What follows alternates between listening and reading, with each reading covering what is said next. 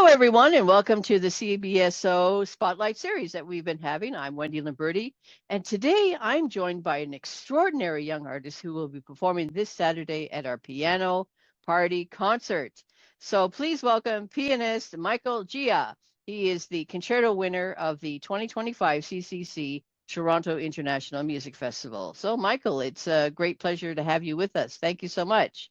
Yeah, nice to be here as well. Yeah. Yeah, that's great. That's great. So, yeah, last night you had your dress rehearsal, just jumping in there, and you sounded great. So Thank you. let's start right from the beginning about your playing. So, at what age did you start playing the piano? I started piano when I was 6. I actually Mhm. grew up with the sound of the piano in my house because my mom also played the piano as well. Oh, neat. That's amazing. So that's how you got interested in the piano as well. Yeah, I think Yeah. really beyond the family connection, I was really fascinated by how, the piano worked because, it's a very complex instrument. I personally wanted to see how it worked, and I was really interested in how I could use it to tell my own story. Though, really, if I'm being honest, at like 6 years old, I think I also really just liked the fact that I could, make a bunch of noise and people will actually clap for me instead of telling me to be quiet. So, yeah. Yeah. Okay. So, and were you very accomplished at a very young age, or was it just I have to work hard like everybody else? Yeah, working hard. Yeah, Working hard, working that's hard. all we So can who do. you're currently studying with? I'm studying with Dr. Michael Burkowski. Yes, yes, yes. He's a well-known teacher here in Toronto, has many, many students. It's wonderful. So, what's one important thing that you've learned from your teacher that has shaped your playing? I think Dr. Burkowski has really taught me that technique isn't about just playing fast or loud. It's about total control and intention of what you want to do. Yeah, Every note needs a reason to exist. I think that if you're just playing notes, you're really just being an accountant. If you're playing with intent, then you're a musician. He's that's a helped great me. way to put it. You're just Yeah, an accountant.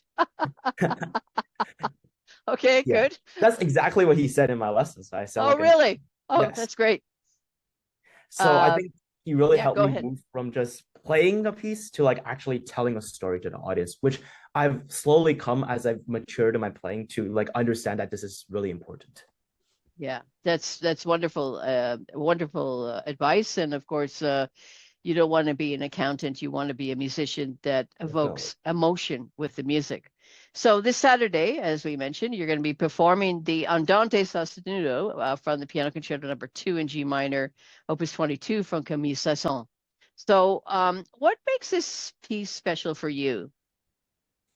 When I play this movement, the first movement of the concerto, I really don't feel like I'm in the 21st century. I feel like I'm standing inside a really old and cold cathedral in like 1868. Like, Saint-Saëns wrote this concerto in only 17 days, which is absolutely amazing. But along with that, there is really a feeling of, urgent loneliness in the music. It has this really noble Bach-like character when you start off, but like the skin is very warm and romantic. Like the overall structure is very warm and romantic. I think it's a kind of like a masterpiece between the brain and the heart. Ah, interesting, interesting. So it is a very beautiful introspective piece and movement. What did you find the most challenging about it?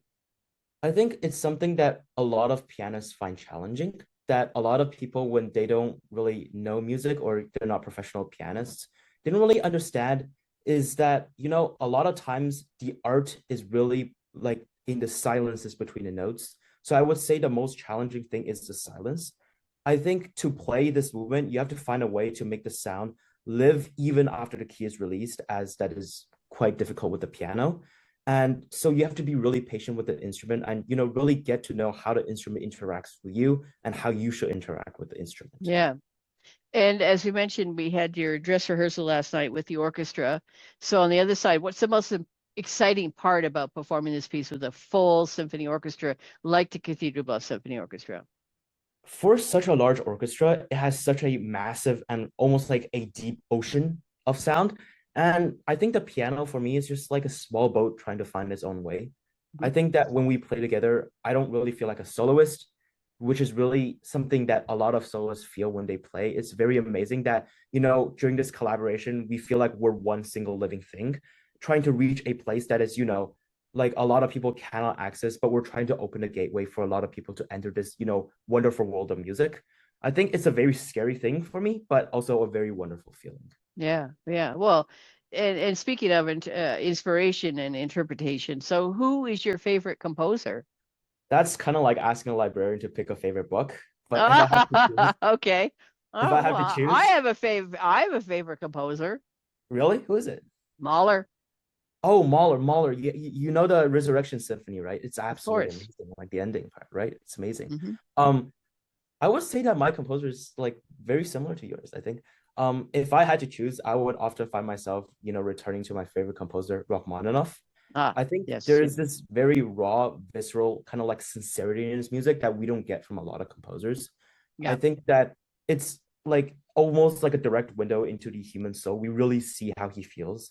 And it's because, he went through so many things, including like a period of depression in his life. It's very grand, but it never feels hollow and empty. It's never performative. And I think it's really like rooted in a sense of like longing and like really profound beauty. All right. Wow. Yeah, it's true. Rachmaninoff's second piano concerto is one of my favorites, along with the Second Symphony. So, and do you have a favorite pianist or piano soloist that you look up to? That's easy. It's gonna be Yun Chen Lim, the first place winner of the Clyburn in 2023. Is Yeah. that 2023 only? Yu Uh, Wang? no, Yun Chen Lim. Oh, Young Chang Lim. Sorry, I misunderstood you. Okay, right. Wow. Okay, and why? I think it's really his total immersion in the music. When he plays, it's almost like for him, the rest of the world ceases to exist and only his own music remains. He Hmm. doesn't really just play the piano, he almost kind of like explores the fundamental roots of music, almost like he's trying to search for something hidden that even the composer didn't want to be said. And, it's just something hidden in the music that something comes out of the subconscious of the composer that I think Yun Chen really brings out wonderfully in the music. So I think that really makes his performing very unique and very special for me. Interesting. So, let's talk about your achievements. So, you've been described as a sensitive and intelligent musician, and you've already earned incredible recognition, including top prizes at several national competitions. So, what do you enjoy the most about performing? And do you like performing? And do you like competitions? That's a really good question for me. I think for me, performing is not just about showing something to an audience. I think it's more like searching for something within yourself and being, the most unique way to express yourself. Just Yeah. really being yourself. I think when I sit at the piano, I kind of just want to abandon like all the thoughts about, competition and stuff like that. I just really want to become nothing so that the music can become everything and all the audience can listen to. And sometimes I feel that piano is a very almost lonely instrument, but in that loneliness, I think you can really find a lot of truth and emotion within such a beautiful instrument. I think in the concert hall, where the music truly begins, I feel like we're all on a journey of discovery. It's like kind of like walking through a very deep and dark forest, and or like looking at the stars, where it's somewhere you can really reflect on yourself. I think it's a very beautiful process trying to reach that place where like the heart of the composer is. As for competitions, I think there was a quote by Bartok that he talked about competitions. He said that competitions are for horse riders, not for musicians. Ah, So, that's yeah, interesting. I've never heard that before. yeah, Okay. he So talks about like Bella Bartok, tell everybody who Bella Bartok is. Bela Bartok's one of the Hungarian composers in the That's modern right. century. He wrote a lot of music. He was a wonderful pianist, and Yeah. he really focused on the spirit of music. His music incorporated a lot of folk elements, so he really tries to go back to his like home roots. And I think what he says about competitions is really true. That competitions are really just for racers, and honestly, there's so many things that go into play for a competition. Yeah. Sometimes I feel like it's just the most important thing that you go on stage and you present your best artistic self. I Yeah. think that's really enough. Yeah. Yeah. Yeah. It's absolutely true. I absolutely agree. So, and outside of the piano, what do you enjoy doing in your free time when you have free time? For me, I feel like art and science have always been connected. I'm kind of very in the science part of the world. I'm also very much in the art part. When I'm not at the piano, I really enjoy learning about neuroscience and like learning about the brain. And there's a lot of connections, how music has a connection with the brain, how music changes the brain. And I'm also very interested in classical languages such as Latin and ancient Greek. I think there's a certain amount of structure, kind of like music by Bach. There's a certain amount of structure Who that goes into are you? it. What century are you from? That's wonderful. It's wonderful Yeah, that you're saying this because I don't think I've ever heard a student. How old are you again? Oh yeah, yeah, under 18, right? yeah. I'm 15. You're 15. Wow, that's I see you working at NASA building rocket ships or Thank you. That's hopefully something I will do one day. that's Um, wonderful. as for more like art related things, I also write my own poetry, write my own songs, and I also like to paint. For Wow. me, I think it's whether it's like, a brush stroke from a paintbrush, a line of verse in a poem, or just a piano cadenza in like Saint-Saëns, it's really just different ways of exploring the same human experience, which I think why it's important to like expose yourself to different forms and mediums of art. That is incredibly well said. Incredibly well said. Well, Michael, it's been such a pleasure speaking with you today. I'm looking so forward to the concert this Saturday. And so for everybody, we still have tickets available. Please don't miss this incredible performance.